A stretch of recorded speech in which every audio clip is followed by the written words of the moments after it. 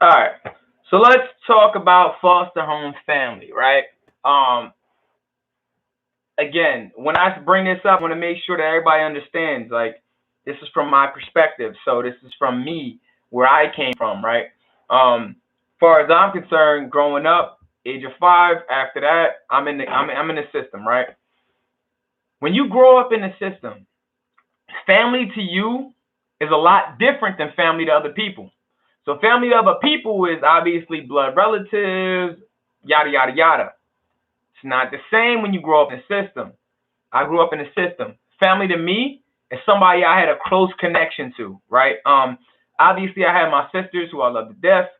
You know, I had the opportunity. One of my cousins, brother, my real close cousins, Jabril, like, um, obviously, you know, one of my good cousins, Keenan, another one. But when I start talking about family, I'll start calling people my brother that don't have any blood relation to me, but as close to any blood relationship that you'll ever meet. You know, Khalif being one of those guys, obviously, and he knows what I'm speaking of. But when you grow up in the system, people that are close to you, you consider family. Why? Because you ain't never had a family. Now, some of us do. Don't get me wrong. I know who my mother was. I know who my father was, but they both passed away. At the same time, they weren't always there. And that's not a knock to my parents. As I got older, I understand everybody has their demons that they got to deal with. I love them to death. They love me. They just didn't know how to be a parent at the time. But when you grow up in the system, the people you call friends become family to you. The people that you are share group homes with, people you share foster homes with, those people that you connected and shared bonds with, and the people that you know that are good people, those are what you consider family, right? Like, it's easy to sit there and call somebody that's your family, that's your blood. But I can tell you right now, there's people that are closer to me than my own blood family, and they don't share any blood with me at all. Now, there's reasons for that. When you grow up in a system, you don't have that opportunity to be around your family. So what you quickly tend to learn is the people that are closest to you are those who are loyal to you. You don't care much about anything else. Loyalty becomes everything because loyalty is bond. If a person is loyal to me, I know that they trust me. I know I can trust them. Now, when you grow up in the system, if you watch any of my other videos, you'll understand that you don't tend to trust anybody. It's hard to trust people. How can you trust anybody when most of the people that you want to trust the most have lied to you or done you wrong, i.e., your family?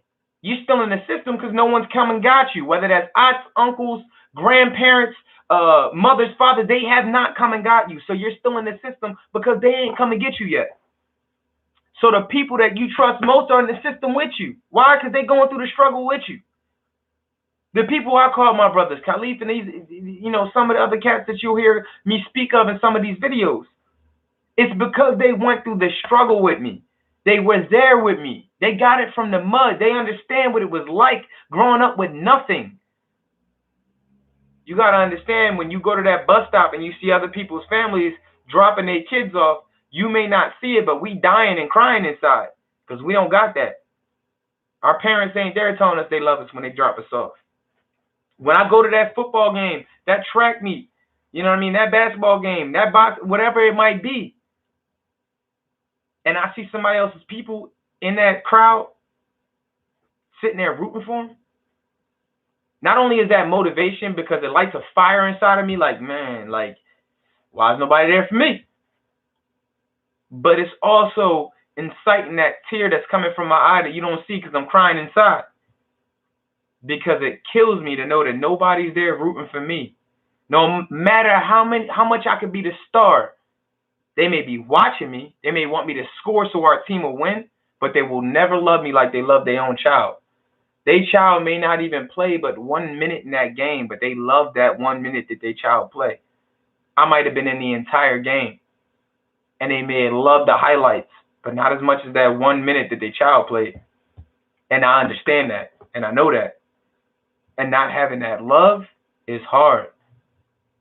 So when you got family, that you call family, whether or not y'all true family in blood, it means everything to you. My brother Khalif is here now. I've been out of high school for almost, I'm 34 now. So think about that. And we stayed in contact with each other.